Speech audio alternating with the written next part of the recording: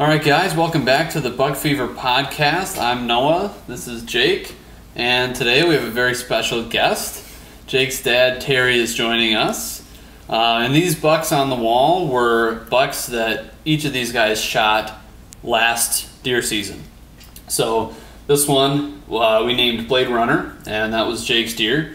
And the other one is E.T., and that was Terry's deer. So today we just want to talk a little bit about these bucks, the story behind them. We finally got them back from the taxidermist. It was a long wait, especially for Blade Runners. Not as long as it usually is. It could have been longer for sure, but it was still a long wait.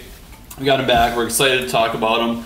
And I don't know when this is going to come out, but we are shooting this like a week before the season's going to start, so we're super pumped.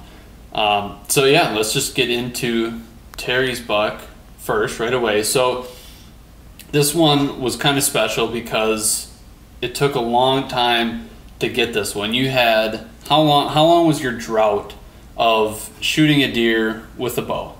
Shooting a buck with a bow? Shooting a buck was 17 years. 17 years. Yep, so I shot, probably maybe 10 does with the bow during that time. I saw several bucks, several decent bucks that I passed up, could have shot or shot at for sure. This buck was one of our targeted bucks at the beginning of the year. He looked a little bit bigger, I would say, on camera. So maybe if you watch the video of it at the end, you see that it looked like I was a little disappointed in it because it wasn't quite as big as I thought it was when we had viewed pictures of him throughout the year. But I was still super happy inside because it was 17 years that I'd shot a buck. So I'd never even taken a shot at a buck in those years. Just waiting for a good mature buck throughout those years. And we had many of them on camera, so I knew they were around. So it wasn't hard to hold off on the ones that I did pass up. It was extra special because Jake was sitting with me that night. It was November 6th of 2021, and it was actually usually I take off a week for the rut every year, and it's always that first week of November. So it was actually the last day I was going to hunt for that week on a Saturday night. And Jake and I were sitting there. We weren't paying a whole lot of attention when he came in. Actually, there was a squirrel off to the other side, and Jake was thinking of shooting him with his bow, but it didn't, and he ended up looking back to the other side, to the right side of me, and spotted what we call ET here, and it happened really fast. Like within a couple minutes, he was in. I was trying to figure out. We were actually in a gun stand, which we don't typically sit in for bow hunting, but because it was the two of us, we decided to sit in that area in a gun stand where we could both sit comfortably together. And he came in. Jake was telling me to switch different sides of the tree because there was four limbs that came upward and the tree and split, and so I moved one side, and then I was trying to decide if I was going to move back, and it just happened so quick, and finally he got it. He grounded at it and got it to stop. I shot. I obviously, if you watch the video, I peeked or did something because I made a terrible shot at it. It happened to hit a vital area, so I was super lucky at that.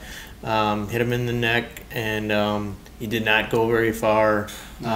We didn't see him drop, but we saw about where he went, found a little bit of blood, maybe 30 yards from the stand, and then we got into an area where it was pretty thick brush-wise, and it just opened up, and it looked like where he had coughed because there was quite a bit of blood there. Foamy blood, too. Yeah. And then there he was laying probably 20 yards from that area. So in short, I guess that was the extent of the story, because it just happened so fast. It is pretty crazy because it did. I mean, when you watch the video back, it's like, I don't know, 30 seconds, maybe less. I don't know. From when you like see it and start recording to when the shot happens. When I gave you the film, it was like 5 minutes total of everything. Of everything. Shooting it, tracking it. Yeah. And that was pretty much it. But it happened so fast, but it's crazy how you wait 17 years and then in 30 seconds, it's just like right there. So obviously you had to wait 17 years to shoot a buck. What did that buck look like 17 years ago? What was the story behind that buck? What was the last one you shot before ET? With the bow or with the gun? With the bow. The last one I shot with the bow, yeah. So Jake was 2 years old. Yep. And it was opening day of bow hunting. You weren't sitting far from where you shot that one, right? No. You were 100 yards to the east. Not even 100 yards. Different. Mm-hmm. It was in a different area. A different bow stand than where we have our bow stands right now, but is very close by. I was sitting there and I spotted him out in the bean field, and again, it didn't take long for him to come in and came right by me and shot. And yeah, so it was definitely it was a long wait for this one to come through, but it takes a lot of patience to grow the mature bucks that we do see on our property, but it's rewarding when you finally get one, and then when we get to talk about Jake's, you'll see even more. I mean, he had to wait a lot less time than me, but he put in his time with all the cultivating of food plots and all that stuff that we put into it, and just putting out water for the deer and stuff like that. So just the things that we've been doing the last few years has helped grow the population of mature animals in our area. So right. So I mean, you obviously didn't go a full 17 years without shooting a buck at all. I think they would call that retirement. So correct. I did have a very good run for 4 years in a row gun hunting. Holy cow. 4 years in a row. And those were the only 4 years during that span that I shot a buck. But 4 years in a row, I was able to put 4 on the wall. I take that back. I did shoot one other one that wasn't quite large enough for me to put on the wall. But there was 4 years in a row that I did have decent bucks that I shot with the rifle. So yeah, I mean, there was encouraging things throughout those 17 years. Seeing different bucks, and yeah, we're fortunate where we hunt. So right, we are. Yeah, I mean, it's pretty crazy. 4 years in a row, I can't even. Not to mention, those 4 bucks were like 139, 142, 153, and the other one was probably like 110-ish. But I mean, they weren't little by any means. And then when you say this one wasn't as big, that one scored like what, 117? Yeah, it was almost pushing 120. Not to mention, we sat in that stand because, going back a little bit, it was like 55 degrees on November the 6th. Like, it shouldn't have been that warm, and we were kind of like, let's sit by water. The river runs right through there, and that was the only deer we saw all night. So, I mean, he was cruising. He was head down, just bumming through there, and that's why he was going so quick, because he had one thing on his mind, and that was just finding a doe. So yeah, I mean, there's nothing like the rut to end a 17-year drought. If you need something to pull you out, it's definitely going to be the rut. But so yeah, all those so they were what, in the 140s, 150s, all those other ones. I mean, that's why you pass some of those smaller deer when you're bow hunting. You pass up on some of those opportunities that maybe would be fun, but then it leads to some of those deer that you've taken with the rifle. Right. And go ahead. You want to tell a little bit about 2002, when you guys started QDM in 99, and then it paid off 3 years later. Yeah. I don't even know if you know about this story, but yeah, I think right around 1999 we had started the quality deer management on our property. Had some ideas of doing it not everybody was on board. All of our hunting party at first. I know my dad wasn't for sure, and a couple of my uncles either. They had gun hunted with us, so it took a while to get them to subscribe to it, I guess.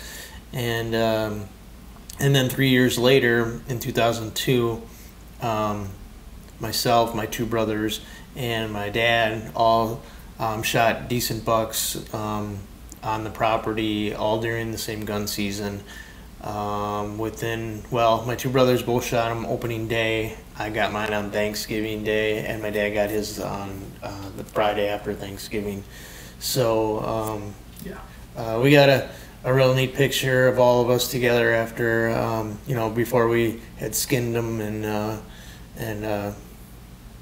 cut them up, but it was an eye-opening experience, I think, for my dad to see that and to actually maybe have a little bit more belief for QDM.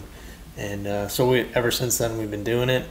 We passed up, and we were fortunate too. We passed up a lot of bucks over the years, looking for some nice mature bucks, and we're fortunate to be able to do that. But I mean, it's always a double-edged sword passing up bucks like that, because maybe it's a buck that you might be happy to take that year, but you'd be like super happy to take the next year. And Blade Runner is kind of a testament to that. I don't know if you ever had a chance to take him the year before, did you? I don't think I ever saw him. No, but you had him on camera, and then we found his sheds. So he was still on the property. Like, we knew of him, and you knew that you were going to pass him. I think we had decided that if you saw him, especially because he broke his, because then he broke off his tines, which I think made him survive throughout the neighbors. Because that's like another thing of what we do. Some of the bucks we wouldn't shoot and think needs a year, the neighbors will, and it's kind of a that's the other aspect win-lose of it. type thing. And I mean, there's several bucks that have been harvested especially even over the past couple of years that 2 years ago, I think, we've had on our cameras just daily. They were in our food plots and whatnot, and our surrounding neighbors harvested them. And it gets frustrating when you see that, but that's hunting. I mean, we probably harvested some of the deer that they've had on their cameras, all summer long. So that's just the way it goes. And sometimes it does get frustrating because we had some really nice bucks on, especially the last 2 years, probably in the 150s for sure. Mm-hmm. One or two of them were, and our immediate neighbors. I mean, we're talking like just across the bean field that harvested two of those bucks. So, but like I said, that's the way it goes when you're hunting.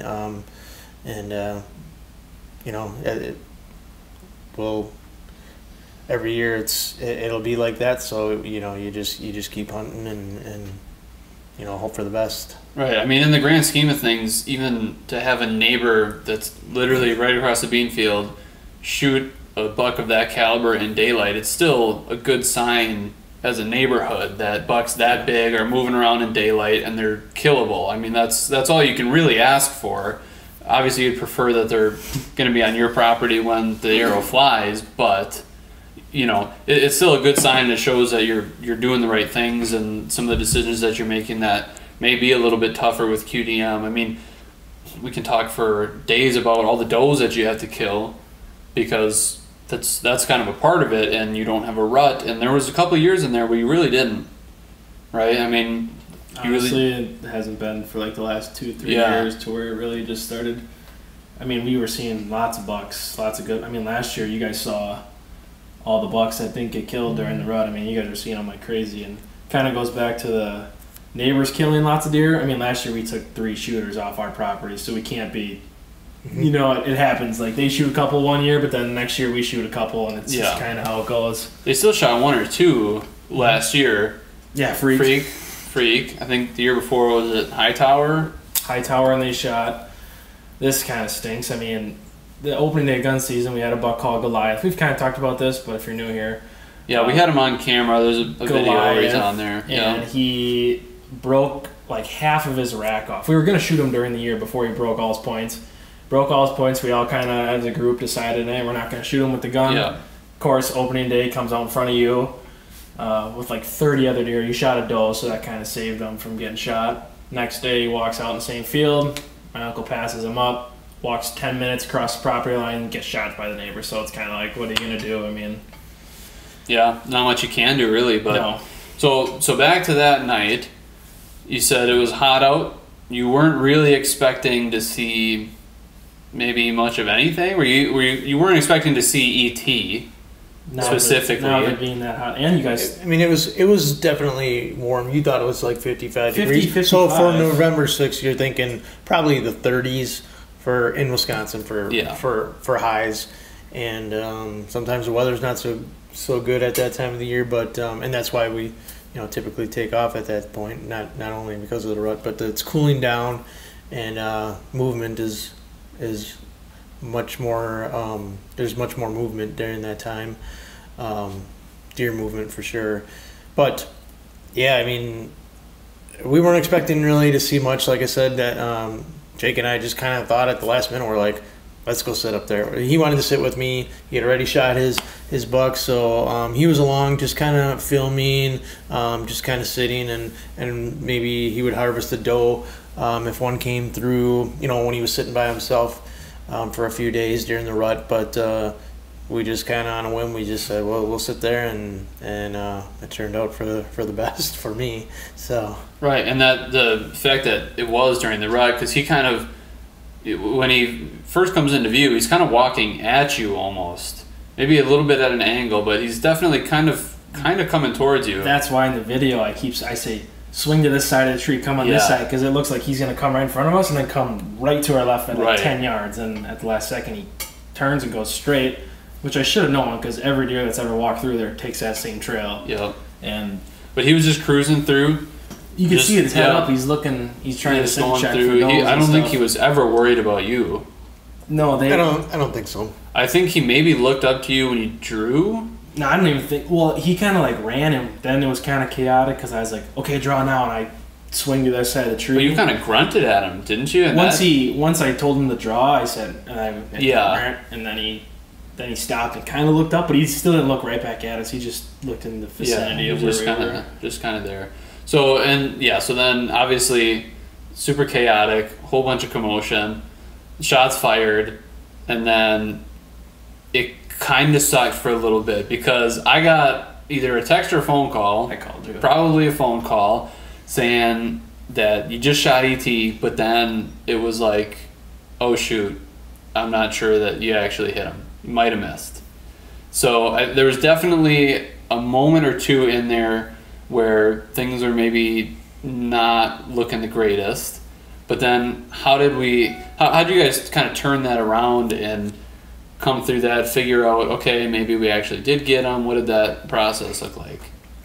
Well, Jake obviously was videotaping it, and so right after the shot, I said, I don't know if I hit it. If I did hit it, it might have been the neck, because after I looked, and like I said, I admittedly I peeked or did something because I didn't follow through the right way, and I knew right when it sailed close by him that it could have been a miss or just maybe nicked him. So Jake rewound the film and he's like, I think you hit somewhere in the neck, and at that point we're like, is it good enough to actually hit the artery to kill it? And because it could have just grazed it. So we were thinking at the time, well, hopefully if I did, if I just grazed it, it would live on. But then we got down and Jake found blood. I mean, because he can see blood way better than me. And he found blood, I would say, not like 10 yards after. Well, we couldn't find what trail he went on. I think we were just a little too eager to try and find it. We didn't slow down. We ended up going back, okay, he ran this way, and then sure enough, I found blood right there. So then we grabbed the bows and stuff, and slowly we had one knocked just in case. So really, there's two outcomes with the neck. He's either gonna blow right through it, and they're gonna live and be perfectly fine because it doesn't hit any major arteries, or you hit that artery and they're dead in 20 seconds. Like one of our hunting partners hit one in the neck the week before, lived perfectly fine, went straight through, didn't touch anything, and they just live like that because it's few and far between of where you're going to hit there. I mean, you hit the back and the neck with miss the spine and everything, they live. And then the blood started pouring out though. And not to say that shot was the easiest. He wasn't broadside, and he was almost quartering away pretty far. So it wasn't no chip shot, to say the least. I mean, I rushed it, and that was part of it too. You know, I rushed it, and it being so many years, I just, you know, I didn't take my time. And it, like Jake said, it happened really fast, and he was moving, and Jake grunted to get him to stop even. So it was, you know, it was bang, bang. So that was part of it too. Not to make any excuses, because I definitely should have made a better shot on him. But it turned out well for me, luckily. So yeah, I mean, because ultimately he died as fast as he would with a double lung. Oh yeah, like for sure. You know, that's all you can really hope for with a shot like that. It could have been in no man's land. It could have been in the guts. He still could have died, but you never could have found him. Or he could have suffered for 3 days. I mean, it was still quick, relatively painless. I mean, it was still just over in seconds. And yeah, that blood trail is just red carpet. Which we can thank to Rage. Yeah, which definitely helped out with this Rage, kill, because it opened him up like literally that far in the neck. Like First deer I've shot with the Rage Trypan, and it definitely did me well. So I'll definitely stay with them for a while. We've talked about that. I don't know what the outcome would have been with different broadheads. It's hard to tell. It really is. Because it's the same thing if you shoot one in the shoulder and maybe the Rage is a failure, then if you shoot it with something else, like a fixed blade, then it would be fine. But then in this case, that just gives you so much extra cutting diameter, and like it's just kind of a horse piece ultimately. But yeah, that was another saving grace for sure. But yeah, I mean, it worked out. You guys found it actually right away. I mean, it wasn't even dark yet. It was still plenty light out. I mean, you shot him at 5 o'clock, and it's not getting dark till like 6-ish, a little before 6 at that time. Right? Or would have been 4 and 5. I think the time had changed. I can't remember. It changed that night. The time had changed. So it might have been 4 o'clock. Got dark at 5. It was one of the two. Oh no! It was actually daylight savings that night. It would have been. Going into the next day. So it was still 5 o'clock. I think is when you shot him. So we had a whole hour. Right, you had an hour before dark. And we got down we probably waited 20-25 minutes before we got down. But that deer was dead probably. But you know, like you say, you know, he didn't suffer at all. I mean, he was done in probably a minute. You know, after he got down in the thick area and coughed once or twice, you knew he was done, because just from the amount of blood that we found when we got down there, it was quick. Yeah, for sure. So I mean, now that it's all said and done, he's here, and it's a pretty awesome deer. I mean, even though it might not score as high as some that you've had in the past, it's got so much character to it. Yeah, he does got some character. Not wide, obviously. He's tall.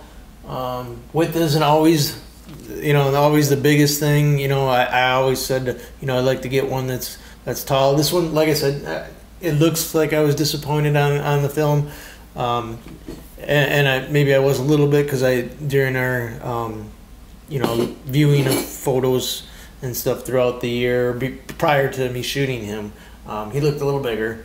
But still, after that long of a wait, I'm very happy with it. He does have the character. Got a kicker off one of his twos, another kicker off the other side, which goes to the back. Split brow on the left side, so he's got a little junk going on everywhere. He's got another little kicker off that one G2. Yeah, he's got two on that side, one on the other. And on the right side, the main beam is a little bladed at the end. So almost like that one was going to split off then too, because the other side you can see where that 4 was maybe going to start. So yeah, definitely a super cool deer. A lot of stuff going on with that one, and I'm sure it was when it's all said and done, it's got to be a pretty good feeling to have that one on the wall. Yep. Yeah, it's definitely so. Looking forward to this year. Like Noah said at the beginning here, we're a week away now, so we're getting excited for this season to start. It's going to be coming up on us. There's a chance that when this video comes out, we may have already killed a buck. Yeah, there's a good chance. I don't know when this is going to come out. I don't know what the season's going to look like, but it's super exciting. But then one last thing for your buck that was super cool was that Jake obviously was already tagged out, and so then he could be there with you to see the whole thing, film the whole thing. I mean, that's got to be a pretty special moment too. Well, yeah, definitely. Catching it on film was cool because I never would have done it by myself, probably. There's been a few times that Jake's set me up with a camera up in the tree, and it's definitely not easy. These guys have gotten much better themselves with a lot of practice, but myself, and especially after you're waiting that long, you're nervous, you're trying to hurry up. So with him there filming it and getting it on camera was special, and him being with me was special too. You know, we've done a lot of hunting together over the years. We've got a lot of turkey hunts on film. We got the sturgeon video where we were together. We have that together on film. But never sitting together when one or the other shot a buck that we've gotten on film. Yeah. Correct. It kind of came full circle because when I was 10 years old, November 4th, he was sitting with me in a gun stand way to the south of where we shot this one, and I shot my first buck. So it's kind of cool that it flipped around, and pretty much same thing. My little buck I shot came cruising through, and I stood up and I was banging off the side of the stand and dropping stuff, and it was just pretty cool. Happened all quick, just like that one, and so pretty cool that it came full circle. For sure. Yeah, I mean, so like you said, you've been featured on our channel a couple times now. You've been in plenty of videos, some pheasant hunting, some rabbit hunting. One of my favorite clips of all time that we've ever gotten is one of the times when you're rabbit hunting, and all of a sudden I think one gets kicked up out of a pile, and you just take off running through the woods with your gun, pull up on him and shoot. It's the best thing ever. I absolutely love that clip. And then the most infamous of all would be that sturgeon, 3 in one day, all out of the same hole. So it's definitely it's been a journey. We've kind of been at this for a while now, and you've kind of been here for the whole thing. I mean, that was one of our first videos. Not really by choice either. We kind of just threw you in and told you you're gonna be filming with us. You're here now, man. This year he's getting his own camera.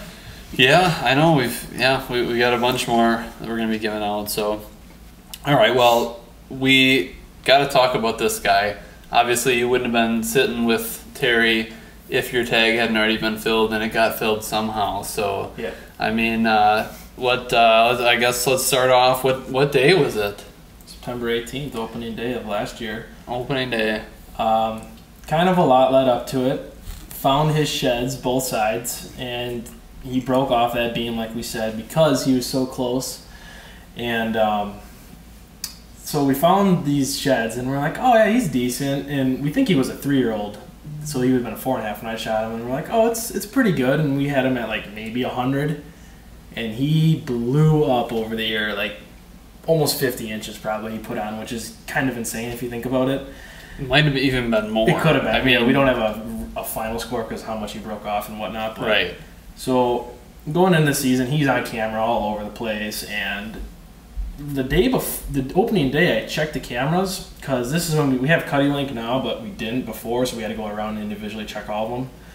And so I check them all, and I'm like, oh, this is a good sign. I'm looking at they're getting a ton of pictures in what we call the lounge, and sure enough, he's in there like almost every 3 days or almost every 2 days. He was in there quite a bit constantly. So I'm like, you need an east wind or anything with the east, and it's super hard. We never get those. And opening day was southeast at like 2 miles an hour, and I was like, I asked my dad and uncle, I was like, you guys gonna go in there? Otherwise, can I? And they're like, yeah, go ahead. And sure enough, about 6:20, 6:30, I'm sitting there. There's a couple does and fawns milling around, coming in and out of there, and this stand is way up in the pines. I should start from the beginning, I should say. It's 82, 84 degrees out, hot as can be. I forgot my harness. My shirt's on inside out. I had to use my uncle's harness. Didn't even realize because I'm in such a rush now. Yeah, you're a mess that day. Yeah, trying to get into the stand. The beans are like crisping up, so it sounds like an elephant walking across the beans because I got to go across the rows. I get in there, we have a trail made up, and I can't find the trail. So now I'm like, oh my gosh. Crunching through there, making just an absolute atrocious noise going through there. I get up in the stand, and then all the mention I'm sweating like a pig. I'm like, well, I am not going to see a single thing. I stink, I'm loud, and we got all set up finally, and And a couple does and fawns come out, like I say, and then I was watching them, and they'd run on and off. Before you go on, do you remember what I said to you? You texted me, like, right after you got set up. And you said, Dad, everything's going wrong for me. Everything's going wrong for me tonight. I said, well, those are the times when luck strikes. That's usually, true. when everything seems to be going wrong. And sure enough, I mean, not long after that. So go ahead. I'm sorry I had to cut you off. I totally forgot about that because I was just so mad. I even texted you were very upset. Yeah. This is just like my favorite stand to hunt. And it's opening day. I convinced them to let me put this stand in. It is like smack dab in the middle of the woods, like the hardest one to get to. And anyway, I was sitting there and I was kind of watching these does and fawns. All of a sudden, I hear a twig snap, and I look over. And I'm like, oh my goodness. He's looking at the plot, like about to come into it, probably 50 yards away. So I'm starting to stand up, and he looks over there, like not at me but below me. So I'm like halfway up there, and my knees are starting to go because I'm like shaking so bad. I'm half standing, half sitting. So I gotta wait for him to put his head down and to grab my bow and stuff. And then he's coming in, and my camera's on the left side of me, so you ideally want it on your right side so you can hold your bow with your left hand. For us, because we're right-handed, and so I'm kind of like flip-flopped and trying to get where he's going. And he stood there for like 5 minutes before he came in. He sat there and looked at the plot. Like, he kind of knew something was up, but wasn't quite sure what it was. And he finally decided to come through. I'm like, oh, he's going to come right by the trail camera. So I have it there, and he stops, and he looks like he's going to cut off in the video. And I'm like, oh, no. So I quick put it on there. I'm like, yeah, I'm not taking any chances. He's pretty much broadside. I draw back, and picks his head up, and I just tucked it right behind his back shoulder, and I could see right away. I could hear and see blood initially pour out, and he mule kicks, so that's usually a telltale sign that they're pretty well hit. And he took off through the woods, and I can only see like 30, 40 yards before he disappears, and I'm like, oh man. So I'm shaking bad. Called Dad right away, and he's like, oh really? So then he's like, I called Randy because my Uncle Randy was sitting to the north of me, and like let him know, like, hey, if he comes through, or did you see any deer come out there? And he's like, no, but I'll keep an eye out. So I'm like, okay, that's a pretty good sign. And then I called Noah, and all of a sudden everybody starts texting me, congrats. I'm like, whoa, I don't even know how you guys know this, but I don't even know if it's dead. And then, so I got out, checked the arrow, or checked the initial spot, and I'm like, there's blood. But I'm going to wait, because we still had an hour and a half left today, like, or hour and a half. And I'm like, I convinced Dad to let me come get him early. Because, I mean, you were sitting on we call it the hill, and there was a big old bean field, and you had quite a bit of deer out there, didn't you? There was quite a few deer out there. Some small bucks, and I would say there's probably 8 or 10, but so I didn't want to just kind of get down and spook them, so go ahead. I picked him up on the four-wheeler, which usually happens if you sit on that stand, because you're never getting out of there right at closing. So we went and picked him up, and we're driving back on the four-wheeler. I'm pretty excited, and right from where my buck came from, I look by our water hole and camera on Stubbs, who my cousin later on shot, is standing there looking at us. I'm like, oh my god. And this never really got covered, but so we go drive up a little bit. I told him, knock an arrow, let's go. Yeah. He gets off, he has his bow, knock an arrow, and we're like creeping through there. And they were still there, but it would have been like a 50-yard shot, and then he took off running. I was like, if we would have got 2 in one night, I know it would have been. Repeated the sturgeon video. So then we get in there, and I'm like, oh, can you film and stuff? And we're going, and then I find my arrow, and then I see quite a bit of blood, and then we get up to the spot where I shine the light up there. I'm like, oh, there's a big white belly, and you were kind of like, I don't know if he's dead. I was like, I think he's dead, and then we walk up there, and he was toast. So then, his head was kind of leaning up on something, wasn't it? I think it was on the stick. Or it kind of looked like he still might have had his head up. Kind of propped up. Yeah. So then we get up there, and I was just super excited, and your face—that's another one of my favorite clips. Yeah, your face and smile, excitement says it all. It was pure. It was raw emotion. Like, I was like, because you just get up behind it and pick it up, and you're just like in shock, like holy crap. Well, I don't think any of us realized how big he really was. No. The mass and the beams and tie link that he had was not something you could tell on the trail camera. Yeah, so what did he end up coming out as? 155 and 6/8. Something like that, yeah. He was big. And based on what he was before, like the year before, we just weren't expecting that at all. And even once he was dead, we didn't think he was that big until we actually scored him. Even like a lot of our hunting friends who have scored a lot of deer and have been around a long time and no deer, like can look at one and get pretty close. They're like, no one. I rough scored him at 160. We were pretty generous, obviously, and just taped him up really quick. And I told him that because I was gonna have him come over and score it. They're like, no way. They get over here 155, and they're like, he definitely looks a lot different in person. So. Right, well, his tines wrap around so far that you get all that extra length from his main beams. I mean, all of his 2s, 3s, and 4s are all really solid. Like, they're all pretty long. His brows are pretty. I mean, he's just got so much going on there. A lot of mass that, I mean, yeah, it just all adds up. Yeah. He just really tipped the scales. I mean, yeah, he's an unbelievable deer. And those dark, like, chocolatey horns. Yeah, I mean, it's just... Not to mention he was 223? Yeah, very heavy dude. 223 without the guts in him. So he was... You can see in the video, like, his neck, just the folds in his neck. He's just, it looks like he's redded up.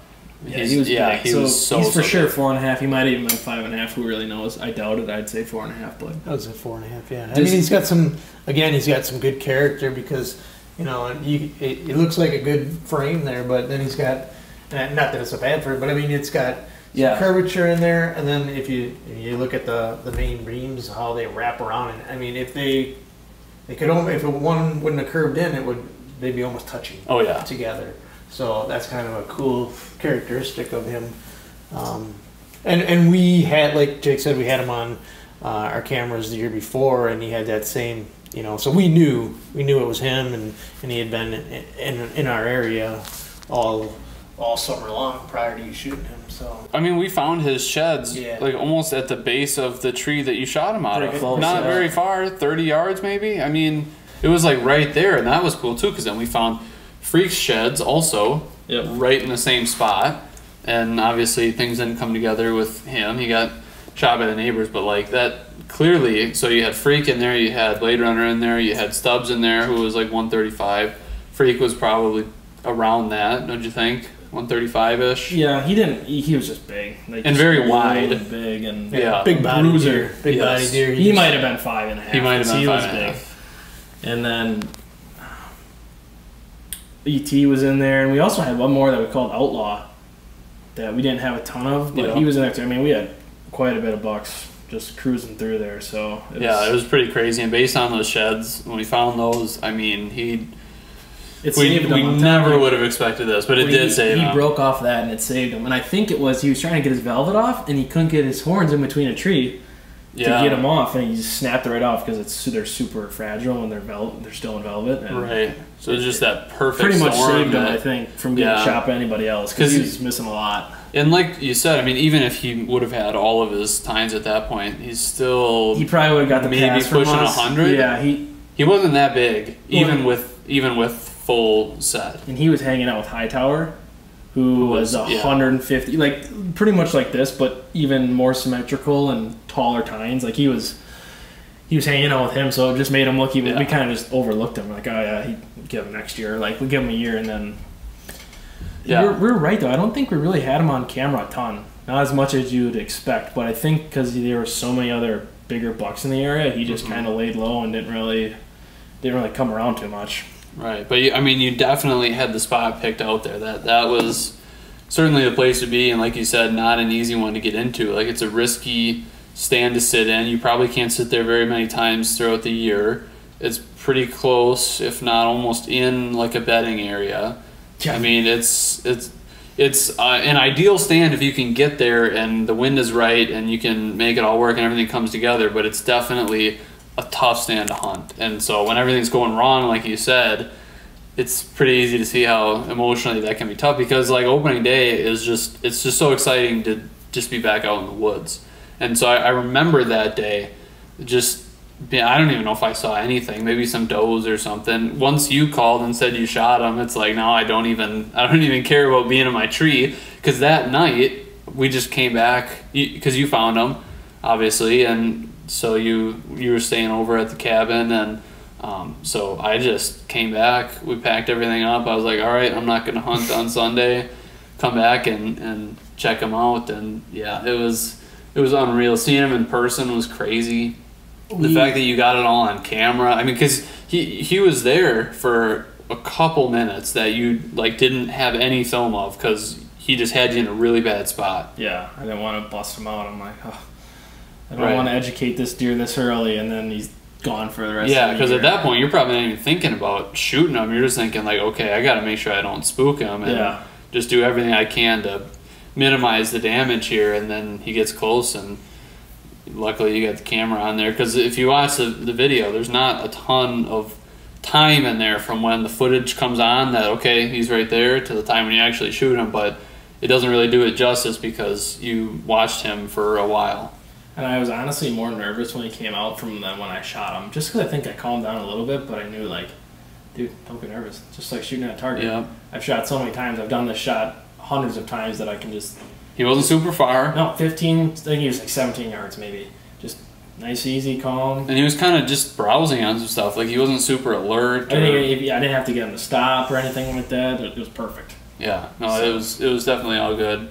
So, I mean, and he still has that nice summer coat on. Like, something about kill him on opening day. But then what's the emotion like on that? Because then are you sad? Like, you don't get to hunt the rest? I mean, that's got to be mixed feelings. Sad, but not sad at all. Right, how can you kill be? 155-inch, you're not going to be like, oh, man.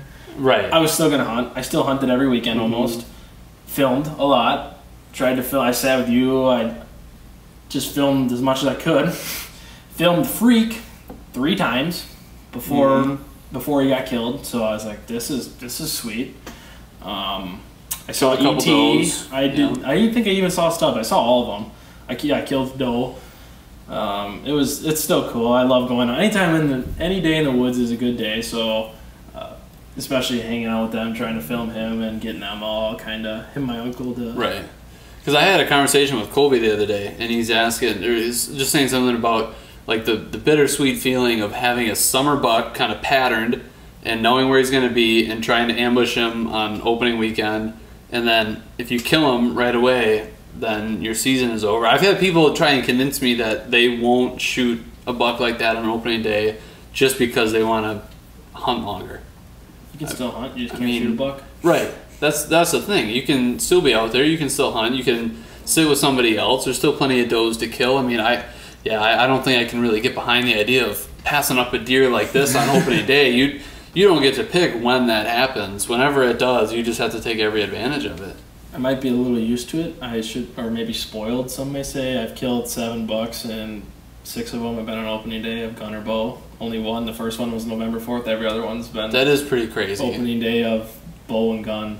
Shot 3 with the gun opening day, and the other 3 with the bow. So. Yeah, like there's some wild numbers in there, like the 4 years in a row, and then everything being on opening day. I mean, it's kind of weird how it works out sometimes. But again, you get some of that QDM going, and you do some of the right things, and you plant the right food plots, and I mean, some of it too is making those mistakes and learning from them.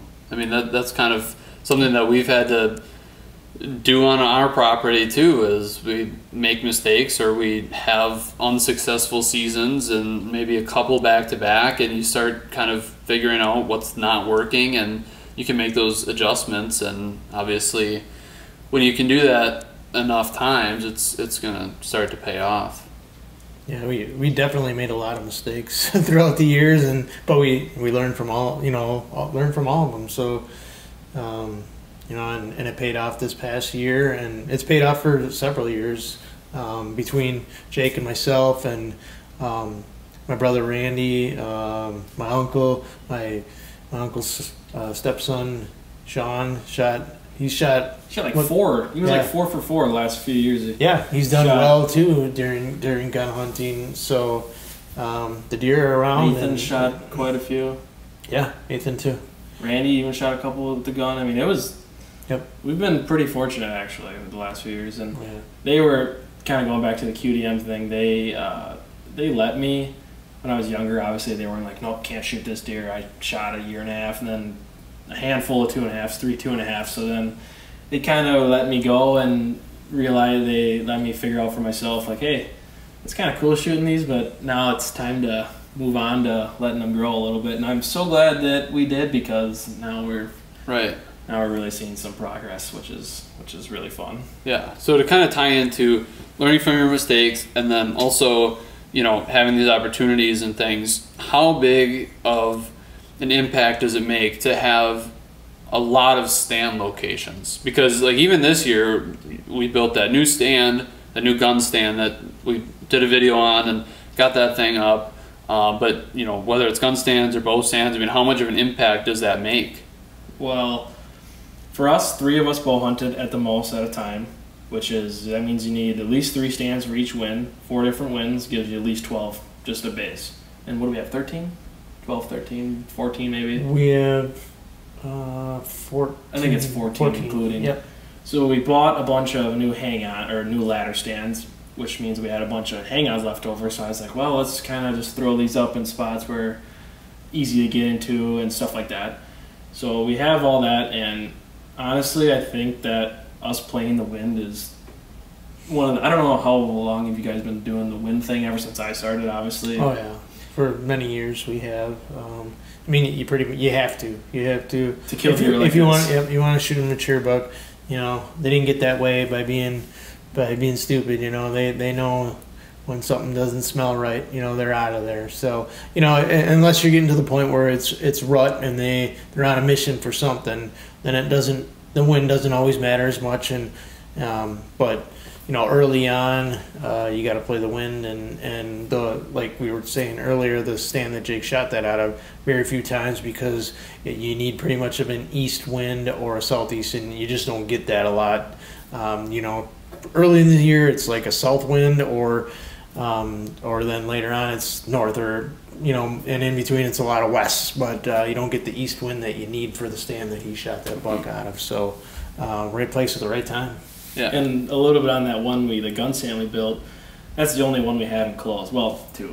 But we enclosed that one because you need a south wind. And how many times you get a south wind during gun season? Not, like, very rarely. So we figured to enclose it to control the scent. And with keeping our scent down and playing the wind right, I think we've really, and I guess the stand location helps. When we started hunting, you guys had a ton of them on like the field edges or not very far into the field or in the woods, and I've kind of convinced you guys, could say, to push deeper in, get a little more aggressive, I mean, we've moved at least 3 of them deep into the woods now where you gotta get in there. But even last year, Randy said, man, I'm so glad we moved that one, because he could have shot 3 or 4 2.5s that came through. I mean, it's just getting a little aggressive pays off, but you gotta know when to go in there, the right time, and you gotta have a good way to get in there.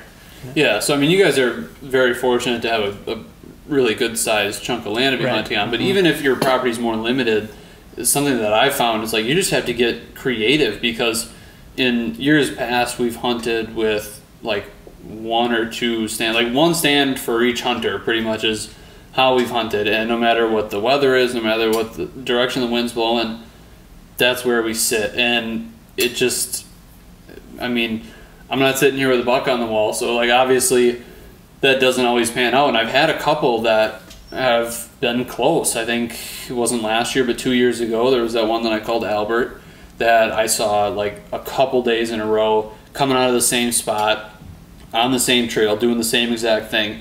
But I was just so limited in the options that I had. But I kind of had to take a step back and realize, even though it's a smaller property, there's still a lot that you can do to get more stands in there. You just have to dedicate the time to it. You have to dedicate the time to scouting it. We have 3 stands now that we hung in areas that we've never hunted in. Like we have never hunted there. We've never really scouted there. We've never really been there. So we have stands up. We have cameras up.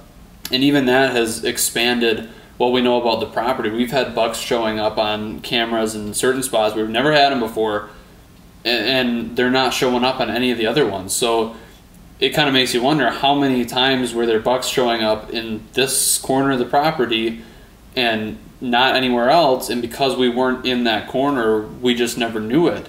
So, you know, it's not all about having the biggest property out there. It's just about getting creative and finding ways to give yourself a lot of options, because when you have a lot of options, you can minimize those mistakes.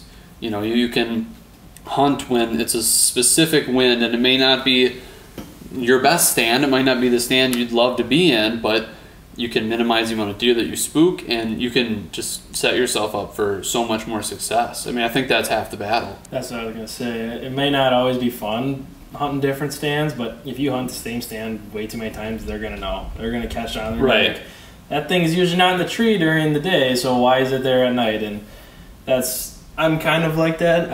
I like hunting stands where I know I'm going to see deer, but that's just me being almost too greedy, and I got to sometimes be like, you know what, I can hunt this stand with the same wind, and I should go give it a shot and not hunt the same stand too much, because deer are smart. You don't think they're very smart because they're just an animal, but yeah, they catch on very quick, and they'll scoot around you if they know something's not right. Would you agree with that?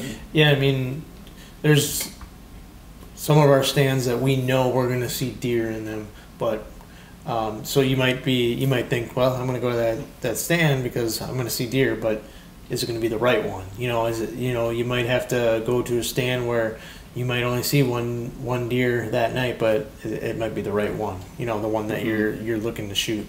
So, we are, like we've said over and over again, we're fortunate to hunt where we see deer.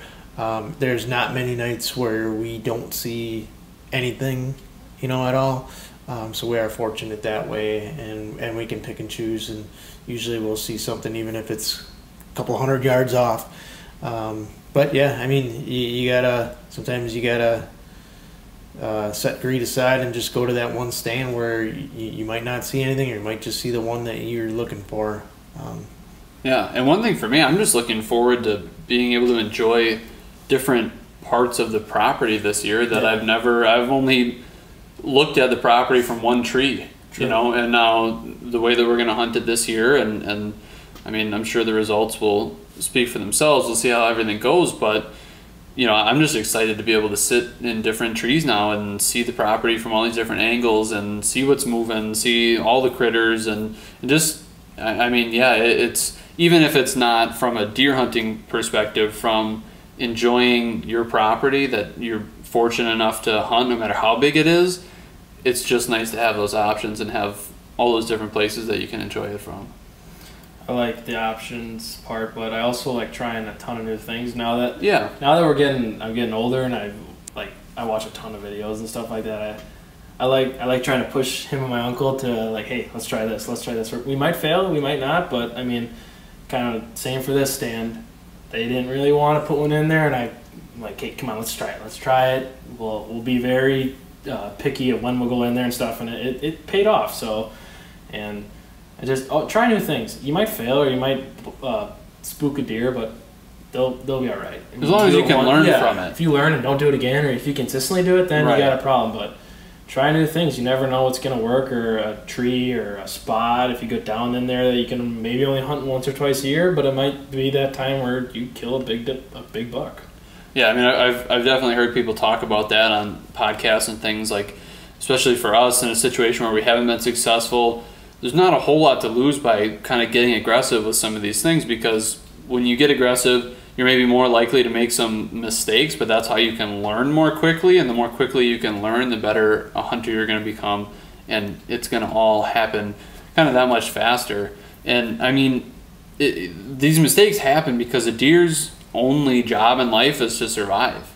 Yeah. Like, so when you talk about a deer being super smart or whatever, I mean, they're not really that smart. I mean, they don't know anything. No, they're just so instinctive, and they just know how to survive. That's their only job. And so when you're going in there and thinking about where to hang a stand, or where your access is going to be, or something like that, you just have to try and put yourself in the perspective of a deer whose only goal is just to survive. So they are just always on edge, and that can be something that's a little bit tricky to do, because I've found myself falling victim to that every now and then, putting a stand up and being like, oh yeah, why wouldn't a deer love to come down this lane and go into this food plot and do whatever, but if it's going to smell me because I'm hunting the wrong wind, or it can see me up in the tree because there's no limbs for cover or anything, then it's not going to love that, because it knows it's going to die. And that's what they do. They just survive all day long, all night long.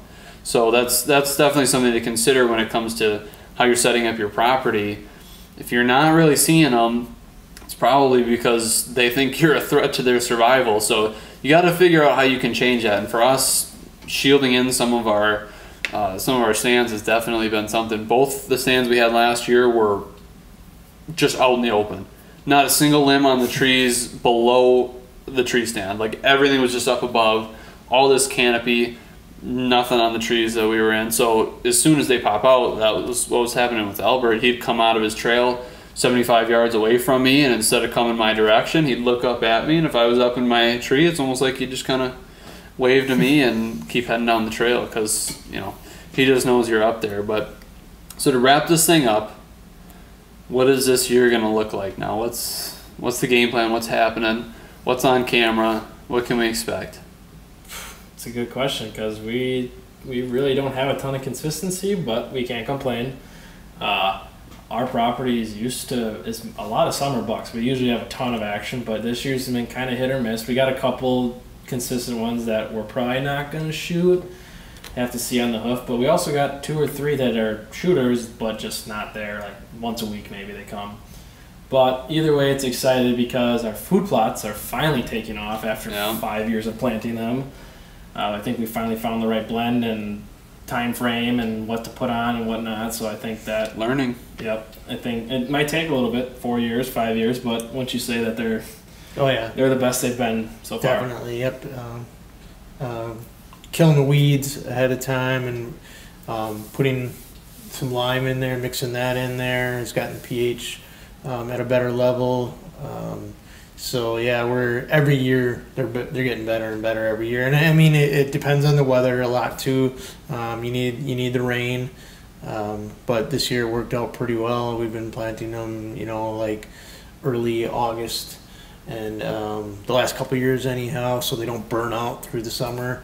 But as of right now, they're looking pretty good. So yeah, so I know talking to Colby, who's kind of, him and his buddy have kind of become members of his team a little bit. We gave them each cameras this year. They're going to be filming for us, and so like I said, he's got one that has been coming in pretty regularly to the same bean field, the same stand. They're kind of just crossing their fingers that it's going to keep happening for another week or so. So he's kind of got one patterned a little bit, and I should say they do, because they hunt the same property together. And Colby also has another property that I think maybe his dad owns. And family, I think. Yeah, and he had a double drop tine buck on camera there, so he was maybe talking about going there for a night. So he's got some exciting stuff going on.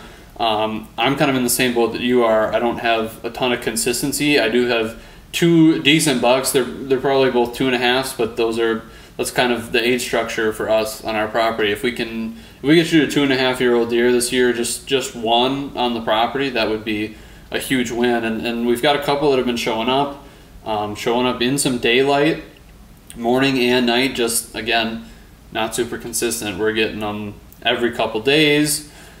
And maybe they're there and they're not on the 1 or 2 cameras that are going to pick them up in those spots. Maybe they're consistently hitting another camera that we have that just isn't a cell camera, that's not sending us pictures, and we could go sit in that stand opening day, and you never know. And so I think that's kind of to really wrap this thing up. That's kind of the point of this whole season here, is there's nothing set in stone, but anything can happen. Just like with ET, I mean, it can all just come together in the blink of an eye, and as long as you're in the woods and you're doing the best that you can, giving yourself a shot, anything can happen, man. If you put in your time, it'll happen. It'll happen. Yeah. Any closing words? You got anything for us? Any wisdom? I don't know if I have wisdom. I'm excited for the season, the upcoming season. So, especially after our success last year, like Jake said, not a ton of stuff going on cameras this year. We have some that that are possible, but I mean, anything can happen during the year. So as long as you're in the tree, it could happen. So yeah, we're gonna give it our best shot. Terry's going to get one on film this year by himself too, so looking forward to that. I hope so. I hope there's a bunch of that. We've got a lot of cameras out this year, way more than we ever have. I think last year was maybe like 2, maybe 3 if we could get lucky. This year I think we have like 5 or 6, so we're definitely increasing our odds as far as if somebody does shoot one, hopefully we can get that footage out there, and you know, then everybody can enjoy that hunt and we can share those stories. So, you got anything to wrap it up? Get out and hunt. Yeah, let's do it. From the couch. It's a week away. Super excited. Can't wait. And we're going to be out there. So thank you guys so much for watching. Hit the like button on this video. Maybe leave us a comment. And subscribe to the channel so you don't miss out when we do kill some bucks like these. Maybe go check out these videos. They're pretty sweet. And hopefully we'll have some more coming your way shortly. So thanks again, guys. We'll see you next time.